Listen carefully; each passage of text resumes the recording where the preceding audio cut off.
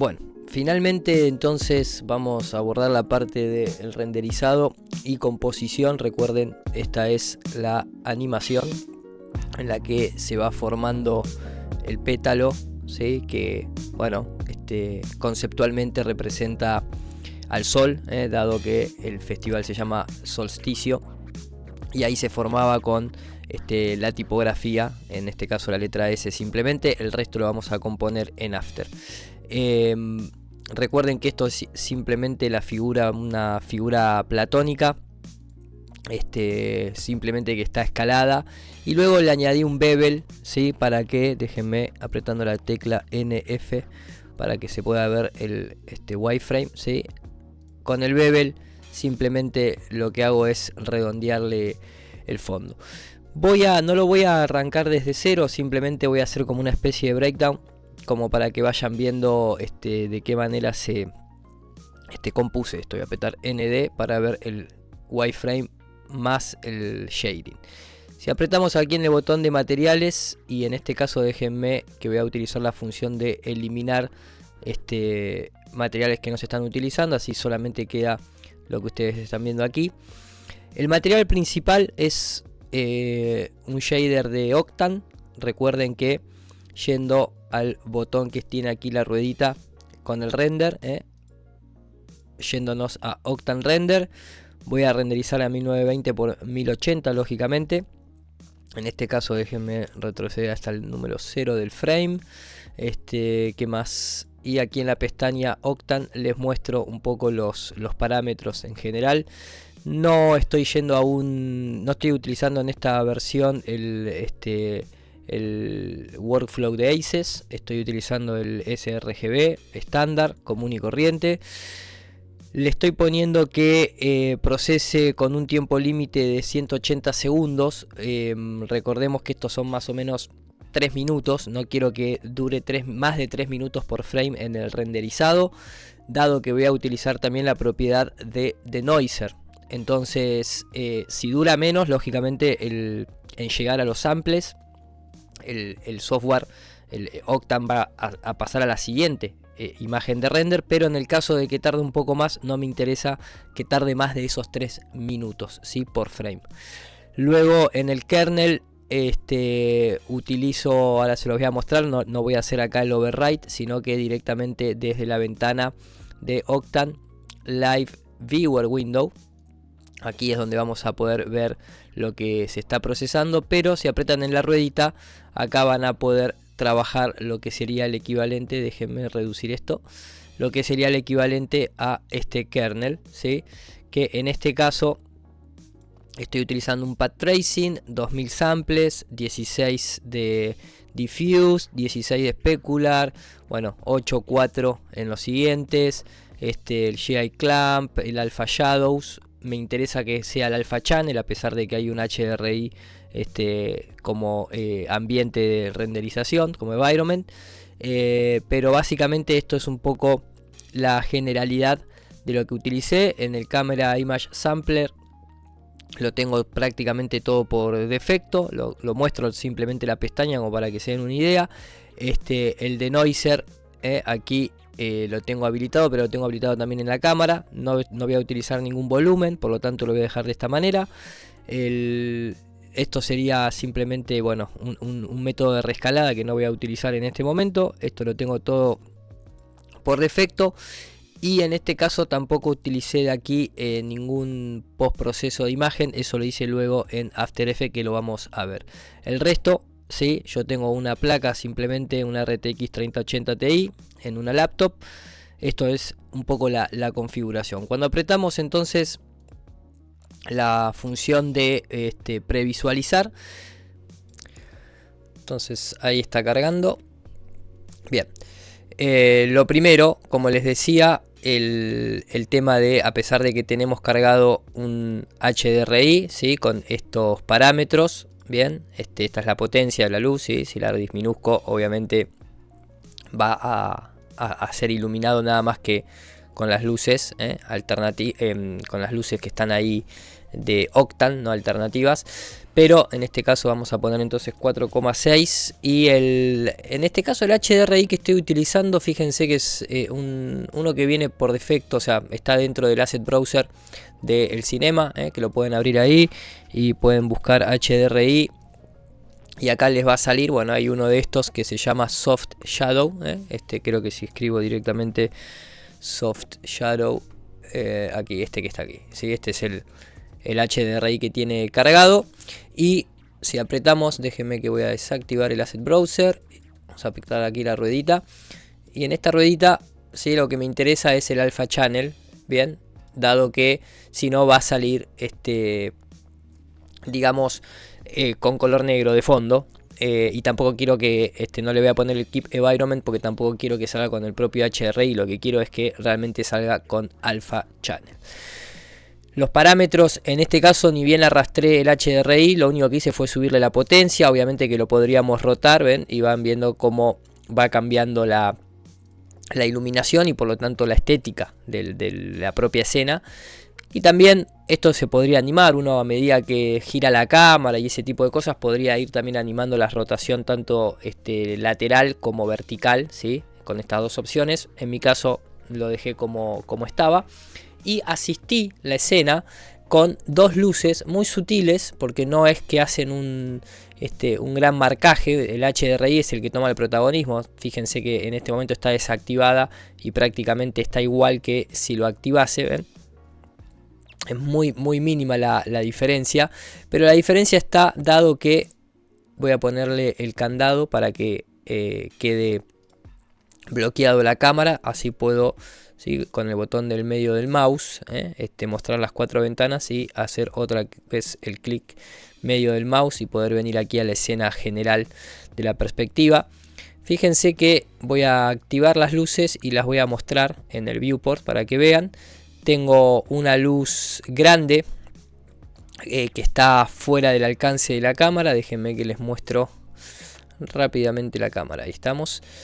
La cámara la mayoría del tiempo está cercano a los objetos, ¿sí? Como la vimos en el capítulo anterior, donde hicimos más que nada la animación y el modelado de la flor, ¿sí? Ven que siempre la cámara gira, pero está en torno a eso hasta que al final se aleja, ¿bien? Y cuando se aleja es cuando se termina de formar el logo, pero nunca sobrepasa el lente de la cámara, nunca queda por detrás de la luz. Y la otra es esta luz cercana que ayuda, no sé si me va a dejar, si tengo configurado la comparación del AB, pero a ver si ahora lo apago esto y a ver si me queda, sí. Bueno, a ver si puedo hacer que ahí está. Ven que por más que esté el HDRI, bien, si le quito las luces, ahí estaría solamente el HDRI sin las luces activas. Me queda de esta manera un poquito apagado, un poquito soso, sin tanto contraste. Sin embargo, cuando le pongo esas luces, ¿sí? Ven que toma otra iluminosidad la escena, bien, por eso las están colocadas de esa forma específicamente. Y además, déjenme que saco la comparativa. Además, para que tengan al menos en cuenta los parámetros, ¿no? Una vez que crean, recuerden que todo eso lo pueden crear desde la pestaña objetos, ¿sí? En donde yo creé el HDRI Environment, que les va a aparecer vacío y con un color por defecto en negro, en donde hacen un clic simplemente y arrastran desde el Asset Browser aquí, arrastran el HDRI en concreto. Déjenme borrarlos. Y las luces también lo pueden crear desde aquí, objetos, lights, y crear un Octane, un Octane no ES Light, sino un Octane Area Light, ¿sí? Y es esto mismo que está aquí. Bien, lo pongo por detrás de la cámara si no me tapa la cámara. En este caso, las luces, una vez que las crean, apretando aquí en el icono de luz propiamente, lo que van a poder encontrar son los parámetros. Yo en este caso lo dejé, fíjense que está deshabilitada la opción de Visible in Camera, acá en Visibility, ¿sí? Porque si no corro el riesgo de que se vea el propio cuadrado negro, pues sobre todo en esta que es la que está acá, bien, o sea, obviamente del otro lado está blanco, pero está dando luz, pero no quiero que se vea en la cámara, entonces la quito la visibilidad, y en este también, por las dudas que la cámara se moviera por detrás o no, es una garantía de que no salga en el render por las dudas. Y luego en el Light Settings está muy baja, fíjense que una tiene un 2 de potencia, la otra tiene 4 de potencia, tienen un color frío, 6500 Kelvin, obviamente que si reduzco esto, ven que es una manera de darle la temperatura color a la luz. Si no lo pueden hacer desde textura, y acá pueden poner un tienen que irse a Octane, que no lo estoy encontrando, plugins Octane, y acá pueden utilizar un RGB Spectrum, por ejemplo, que tiene que estar por aquí abajo, ¿sí? Y con esto le pueden dar un color también a la luz. No, yo simplemente me manejo con el color de temperatura. Luego Surface Brightness activo en ambas, doble sign no, porque quiero que solamente iluminen hacia un lado, y después el resto son parámetros generales en ambas luces, se lo dejo por defecto como para que lo vayan copiando si quieren, simplemente eso.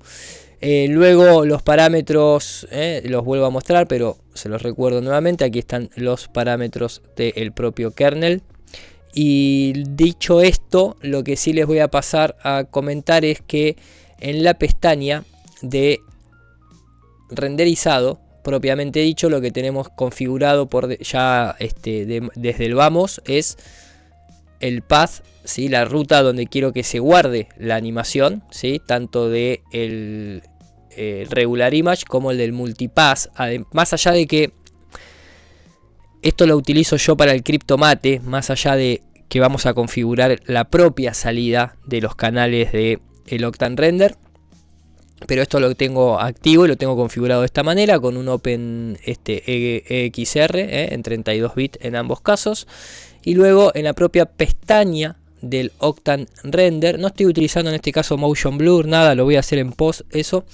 Lo que sí, aquí en la pestaña de AOV Groups, en Render AOV Groups, tengo obviamente cliqueado esto, ¿sí? Tengo definido a dónde quiero guardarlo con el nombre escena 1 OT por Octane, perdón, simplemente ahí me quedé, a veces le pongo la letra R simplemente por Octane Render o Octane Render Passes, etcétera, etcétera. En este caso los pases los estoy sacando en 16 bits y le tengo activado, como les dije, el de Noise, el de Noise Beauty, ¿sí? El pase, el Beauty Pass, que salga ya sin ruido, dado que no me hace falta estar subiendo demasiado los samples. Y luego en el Render AOV Manager tengo puesto, bien, estos, déjenme que voy a borrar porque estos no necesito, no tengo hecho en este caso ningún postproceso ni nada. Ustedes si quieren lo pueden hacer, yo no lo voy a hacer luego en After. Pero tengo puesto el pase de Ambient Occlusion. ¿Cómo se hace esto? Simplemente buscan acá el pase que ustedes quieran, ¿sí? Y hacen un doble clic o lo arrastran. Por ejemplo, vuelvo a arrastrar el pase de... Fíjense que aquí abajo aparecen los pases, ¿bien? Si yo hago un doble clic, se añade la O. Y entonces ahora puedo apretar y visualizar el Ambient Occlusion Pass. Algunos de los pases tienen opciones de que cuando uno lo aprieta les deja, ¿sí? Poner aquí la flecha y hacer un cambio de parámetro. Por ejemplo, si yo acá le pongo 50, obviamente el Ambient Occlusion va a ser más pronunciado. Si le pongo 1 va a ser más restringido, ¿sí? Si le pongo 520, obviamente hasta donde se va a extender el Ambient Occlusion. Yo le puse un valor de 3, en mi caso particular es más que suficiente. Luego tengo seleccionada una luz, la luz número 1, bien, que es esta que está aquí, esta que está en este parámetro. Simplemente creo que si vienen a Visibility, aquí pueden individualizar bien, el Light Pass, si acá le pongo el 2, ven que ya no me la muestra porque ahora esto está pidiendo la opción de la luz 1 y acá acabo de cambiarla a la 2, ¿sí? Si la vuelvo a poner en la 1, entonces ahí me va a mostrar este pase de la luz número 1, que es la pequeñita que está acá abajo. Si quisiera sacar la 2, obviamente a la 2 le tendría que poner el pase número 2, y entonces ahí ya me aísla de la luz 1, dado que ambas están con el 1, entonces me saca en un solo pase ambas luces. Ahora, como esta la individualicé y la puse en el ID 2, tendría que, entonces si quisiera agregar ahora la luz número 2 independiente, buscaría aquí la opción de Light, ¿sí? Le doy un doble clic y acá elijo dentro de la escena el ID 2. Entonces ahora aquí me sale el Light 2 y entonces sería solamente la luz que está aquí. Estos son cuestiones que tienen que ver con la composición. A veces ni las termino usando, simplemente las saco por las dudas si quiero luego hacer uso de ellas o no. Luego tengo el Shadow, el pase del Shadow, que si aprieto aquí Shadow, es parecido a un Ambient Occlusion, no termina de ser igual, ¿bien? Porque acá me toma la sombra de las luces, no de los propios objetos interactuando entre sí. A veces lo utilizo, a veces no. Una luz ambiente, en el cual también simplemente hice doble clic en Light, pero elegí la luz ambiente en lugar de elegir alguna de las luces individuales, que es esta que está aquí, la letra A y la letra LI, que es la luz ambiente que me proporciona el HDRI.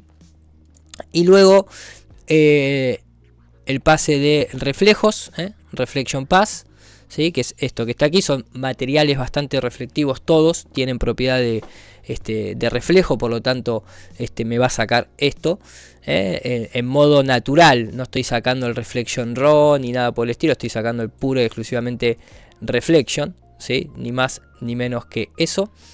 Y luego el Cryptomate, bien, que también es una manera de aislar objetos. En este caso el Cryptomate lo tengo por Geometry Node Name, lo pueden sacar por Material Node, por ejemplo, y entonces Cryptomate Material Node va a individualizar cada material y lo va a hacer como un objeto particular y único.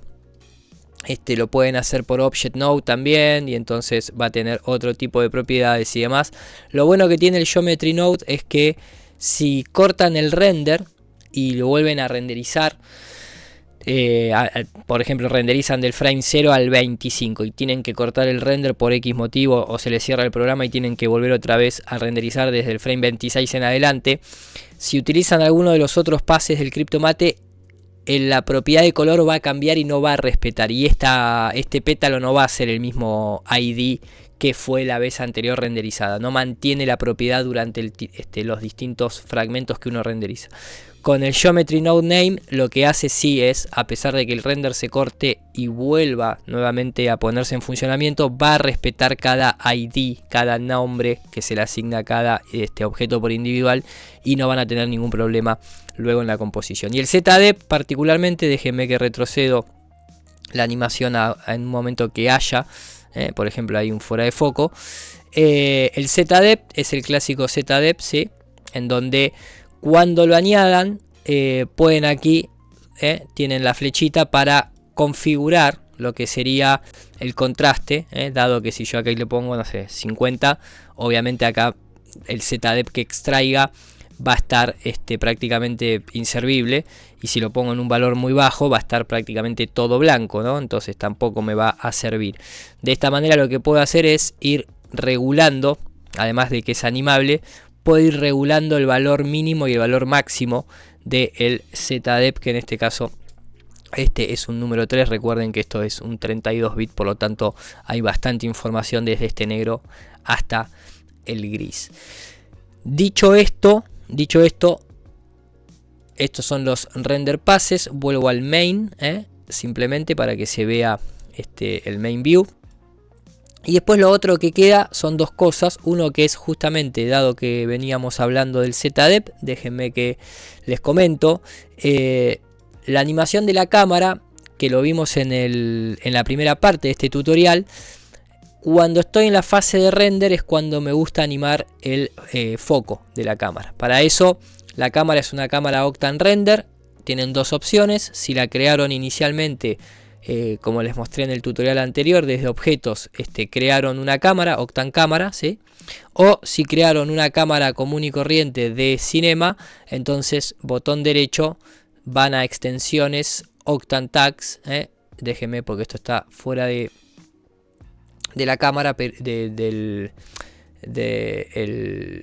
la ventana que se está grabando, pero básicamente aquí tienen, ¿sí? Déjenme que hago así para que entre en pantalla, pero básicamente si la cámara es normal, tienen que ir a Extensions, Octane Tags y añadir un Octane Camera Tag, y entonces ahí comienza a tener la misma propiedad que si hubiesen creado por defecto una cámara de Octane.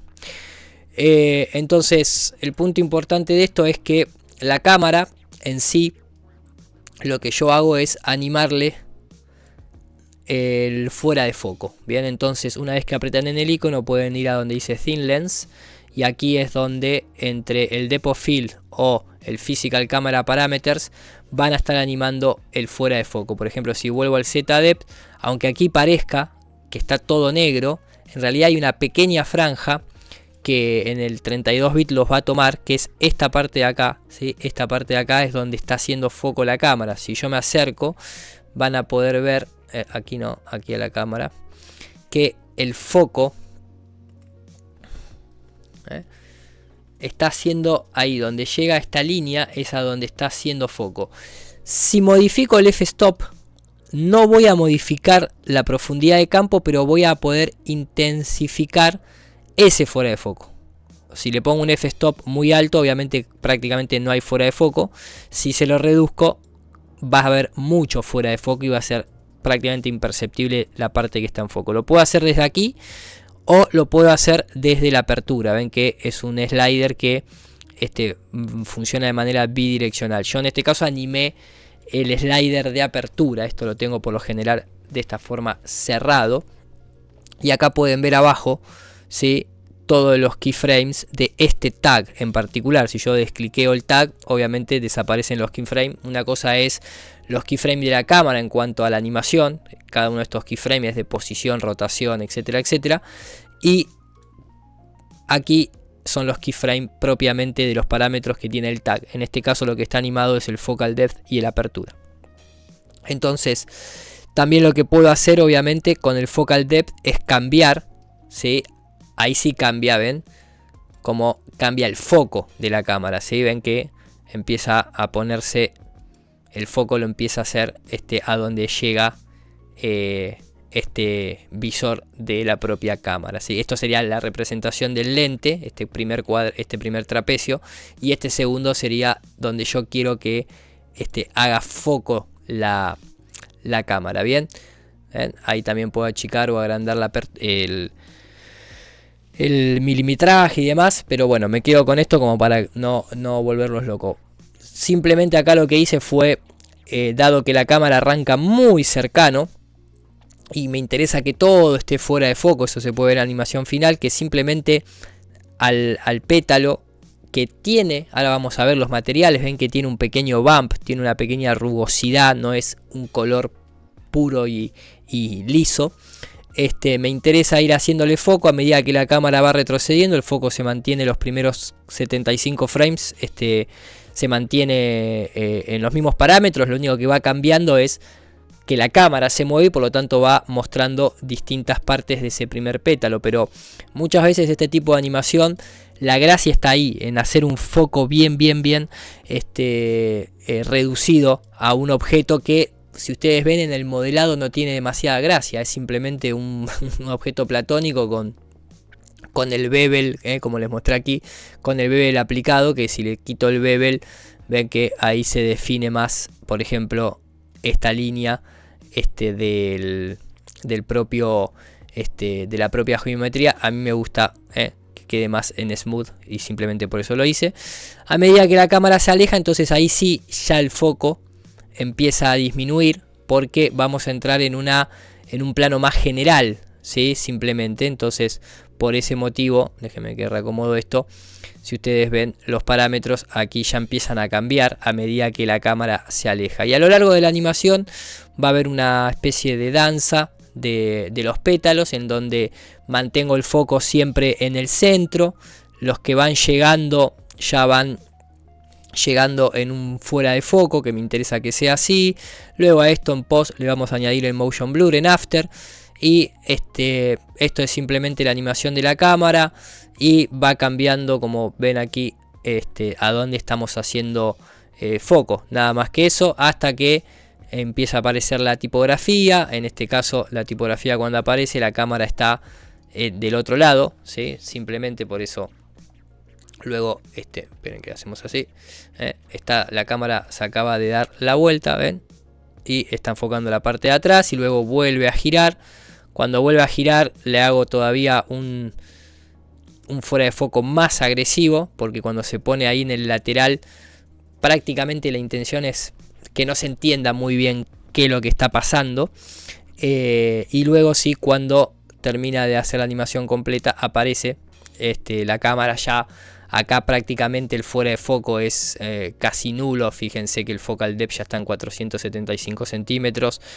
Ya aquí prácticamente no hay fuera de foco. Si esto lo achicaría, ven que el tema es que el foco,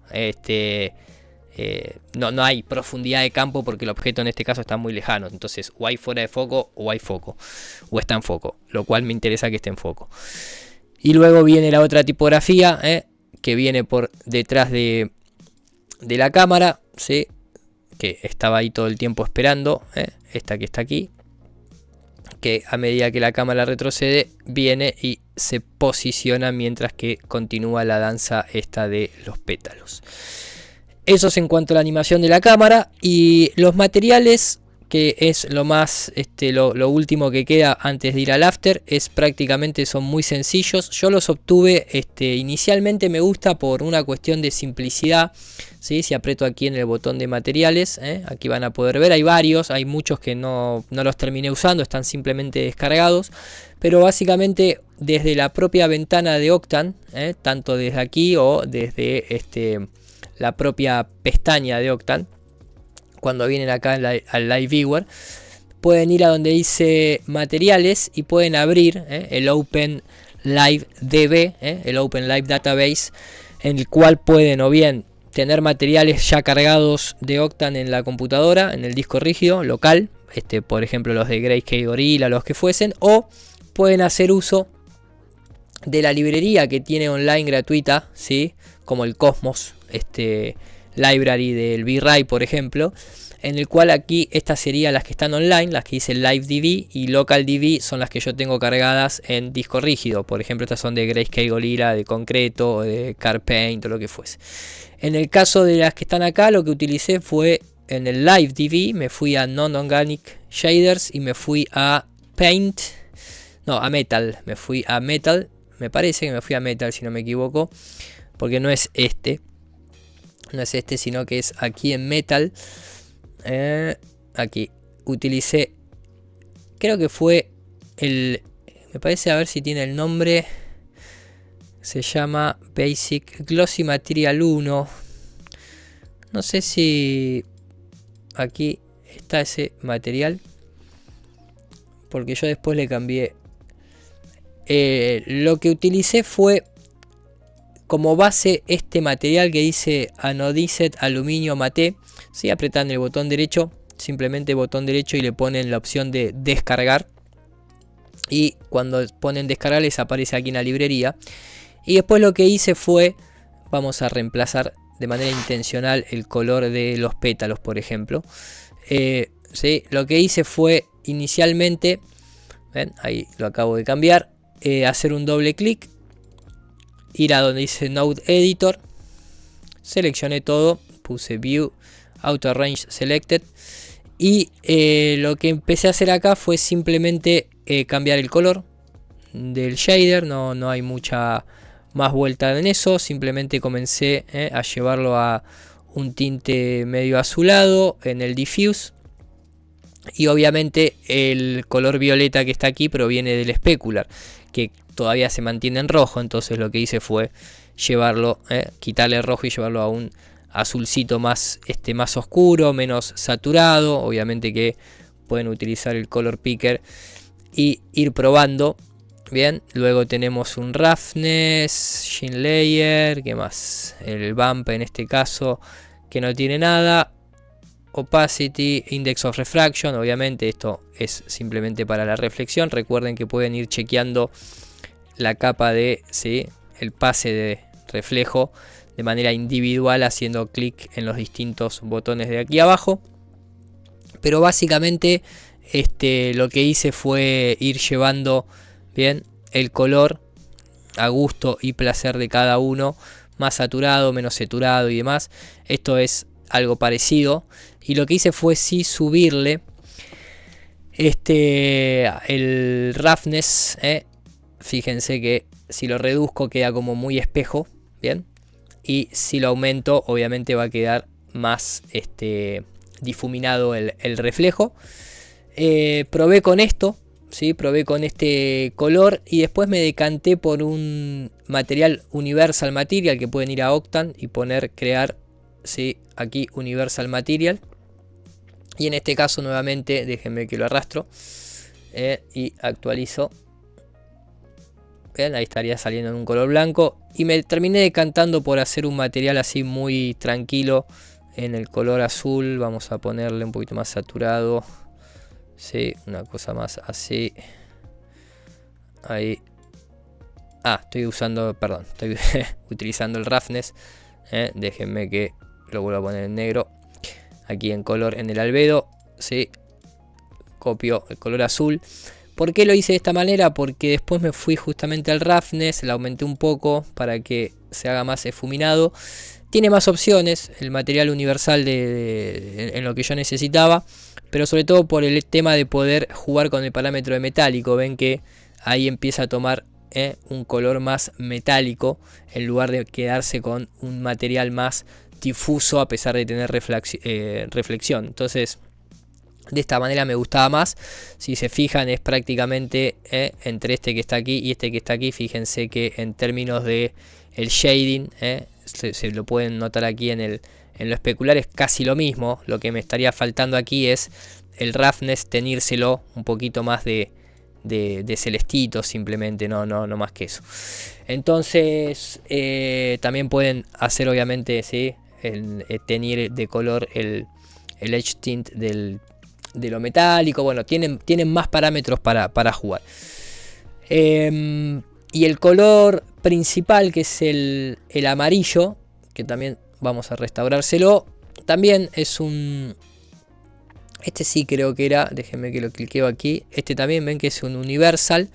Y lo que sí tiene es una textura de noise en el bump. ¿Por qué la textura de noise? Más que nada porque, sobre todo cuando la cámara al principio está, ven, ahí quiero yo pretendía que se viera algo de detalle, sobre todo en la parte que queda en foco, como si fuesen unas escamas. Si le quitamos el bump, déjenme que se lo quito momentáneamente, ven que queda demasiado liso. Entonces es como para darle un interés visual. Simplemente eso. Después al final, cuando la cámara se termina de alejar, obviamente no se llega a ver el material del bump. Prácticamente queda como un color uniforme. Pero mientras que estaba en cercanía sí se ve. Y eso es lo que más me interesaba. Y les repito que esto es simplemente el color del albedo. Se los muestro. El especular está en 0. Un poco de metálico. El roughness en 0,14.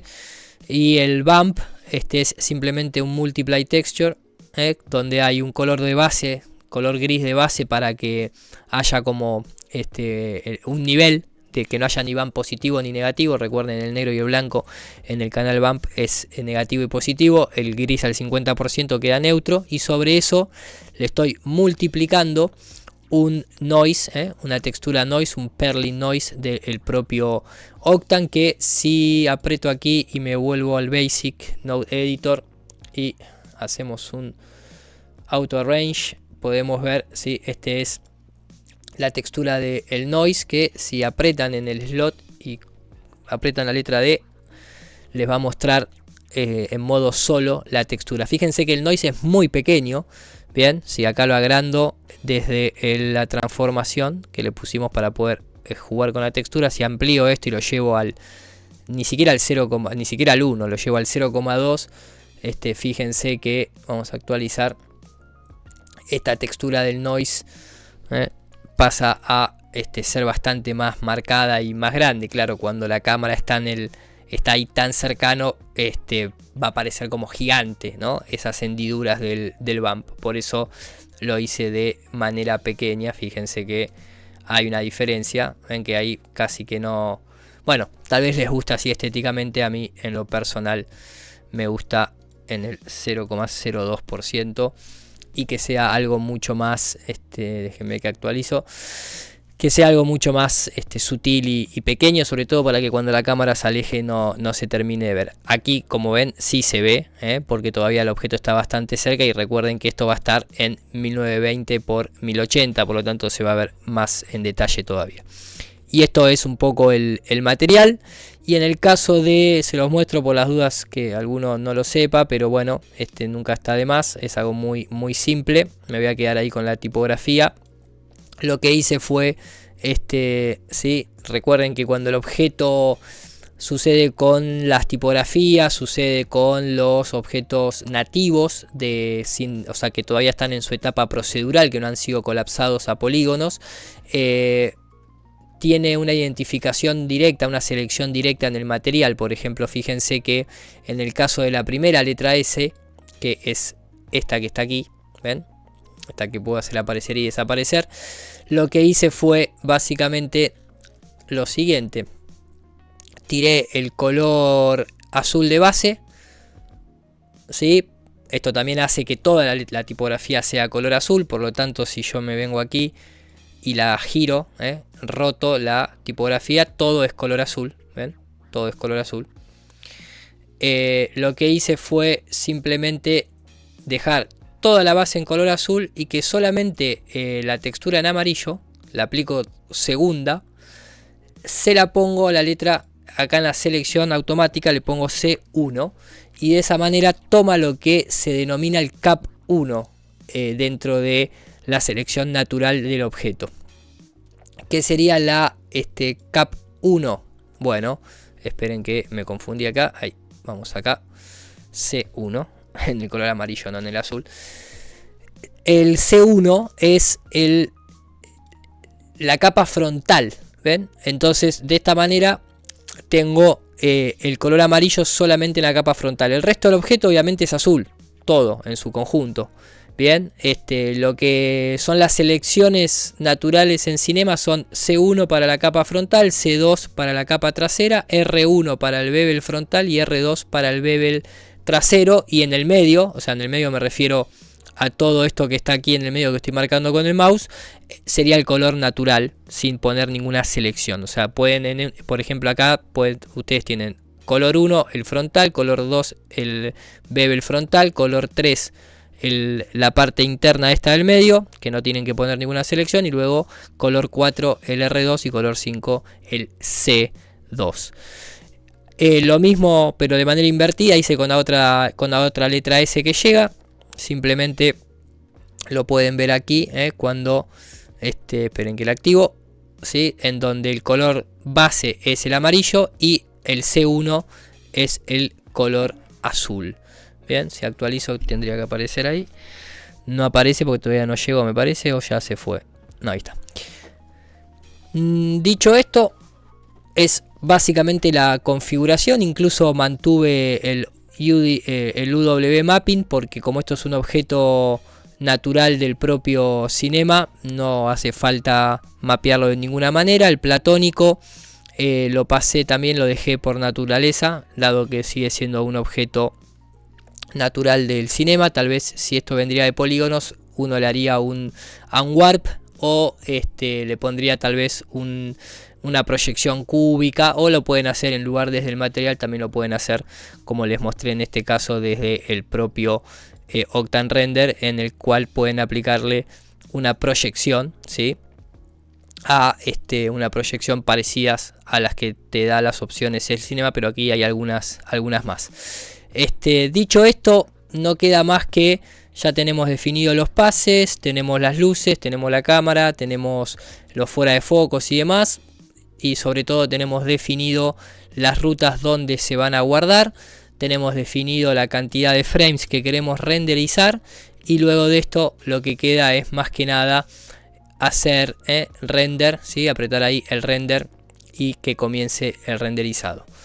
Cuando esto finalice, nos vamos a encontrar en el After Effects para hacer su composición. Hasta luego.